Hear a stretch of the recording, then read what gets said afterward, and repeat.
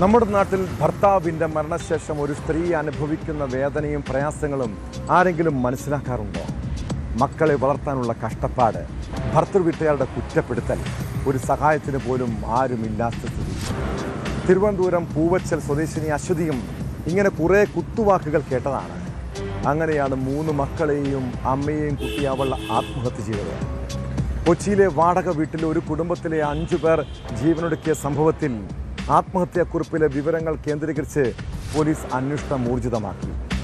മരിച്ച അശ്വതിയും ഭർത്തൃമാതാവും തമ്മിൽ സ്വത്ത് തർക്കങ്ങൾ ഉണ്ടായിരുന്നുവെന്നാണ് വിവരം. സ്വത്തുക്കൾ അനാഥാലയത്തിന് നൽകണമെന്ന് എഴുതി വെച്ച് ബന്ധുക്കളോട് താല്പര്യമില്ലെന്ന് പറയാതെ പറഞ്ഞാണ് അശ്വതിയും 3 കുട്ടികളും അമ്മയും മരണത്തിലേക്ക് പോയത്.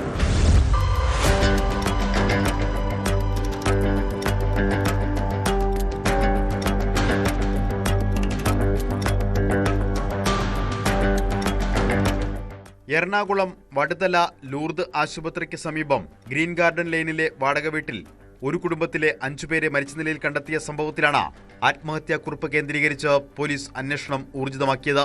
തിരുവനന്തപുരം വെളപ്പിൽശാല കാരോട് കനകവിഹാറിൽ ശ്രീകുമാരി, മകൾ അശ്വതി, അശ്വതിയുടെ മക്കളായ കാർണിവൻ, കീർത്തിവൻ, അക്ഷിത എന്നിവരാണ് മരിച്ചത്.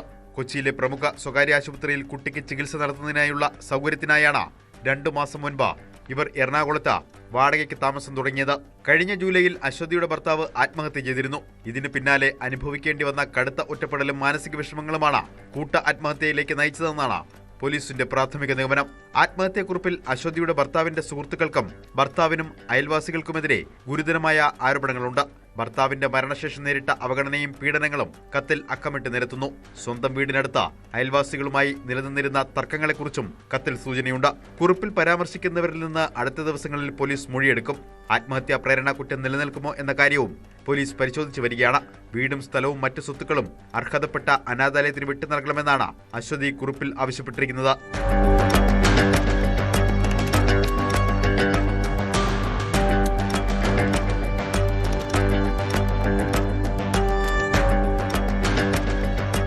വടുതലയിൽ 45,000 രൂപ വാടകയുള്ള വില്ലയിൽ സാമ്പത്തിക പ്രയാസങ്ങളൊന്നുമില്ലാതെയാണ് ഇവർ കഴിഞ്ഞിരുന്നതെന്ന് പോലീസ് പറയുന്നു. വീട് ഒഴിയുകയാണെന്നറിയിച്ച് വാടക മുഴുവൻ വീട്ടുടമസ്ഥന് നൽകിയ ശേഷമായിരുന്നു കൂട്ട ആത്മഹത്യ. പൂവച്ചൽ സ്വദേശിയായ മാധ്യമപ്രവർത്തകയാണ് അശ്വതിയുടെ ഭർത്തൃമാതാവ്. ഭർത്താവിന്റെ മരണശേഷം അശ്വതിയും ഇവരും തമ്മിൽ വസ്തുവകകളെ ചൊല്ലി തർക്കങ്ങൾ നിലനിന്നിരുന്നു എന്നാണ് വിവരം. ഭർത്തൃമാതാവിന്റെ പേരുള്ള വസ്തു വിവാഹ സമയത്ത് മകൻ അക്ഷത്തിന്റെയും പിന്നീട് അശ്വതിയുടെയും പേരിലേക്ക് മാറ്റിയിരുന്നു. ഭർത്താവിന്റെ പേരിലുള്ള വാഹനങ്ങൾ വിട്ടുകിട്ടണമെന്നും ഭർത്തൃമാതാവ് വീട്ടിൽ നിന്ന് ഇറങ്ങണമെന്നും അശ്വതി ആവശ്യപ്പെട്ടത് പ്രശ്നങ്ങൾക്കിടയാക്കുകയും ഇത് പോലീസ് സ്റ്റേഷനിലേക്ക് എത്തുകയും ചെയ്തിരുന്നതായാണ് സൂചന.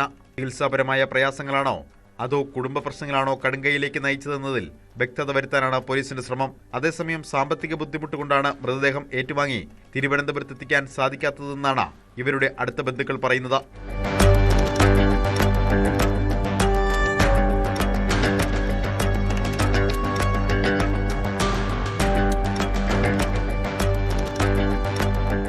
ന്യൂസ് 18 കൊച്ചി, തിരുവനന്തപുരം.